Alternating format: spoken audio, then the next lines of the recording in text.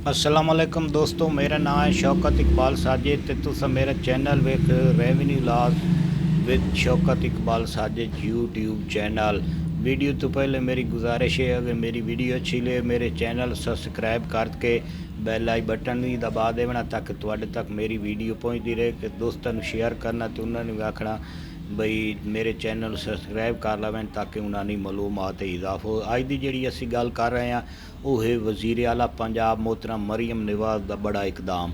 अच्छा, बड़ा इकदाम के उस ना जेड़ा इकदाम हाल जारी किया है कि पाकिस्तान दे जितने पाकिस्तान के सूबे खसूसन पंजाब दे विच जितने हुकूमत मलकीयत रकबे जिन्हें तो लोग अरसा दराज तो कब्जे किए हैं तो वह खुद काश्त करके खा रहे हैं तो हुकूमत उन्होंने कोई बेनीफिट नहीं जा रही। सवा गुजार करावन दो हुक्म जारी कर दिते हैं। इस सिलसिले में जी इंतजामिया वो भी तगदो कर रही है, लेकिन जेड़े अज जी असी गल पंजाब दे विच लखां एकड़ रकबे जेड़े ज़राई हैं जिन्हें तो साल साल पाकिस्तान बनन तो लाए तो अज तक लोग काबे देन तो वह हुकूमत नूं एक रुपया ही नहीं दे रहे। कि जबकि आम बंदे के अगर रकबा गल की जाए ठेके के हवाले नाल तो ठेका अजकल 80,000 रुपया तो हुकूमत के जोड़े तनख्वाह लवन वाले कार हैं वो जोड़े रकबियां की वसूली करेंदे उन्हें पौने दामों किलियां के हिसाब नाल हज़ारां रुपये जमा कराइंदे तो जिहदी वजह तो हुकूमत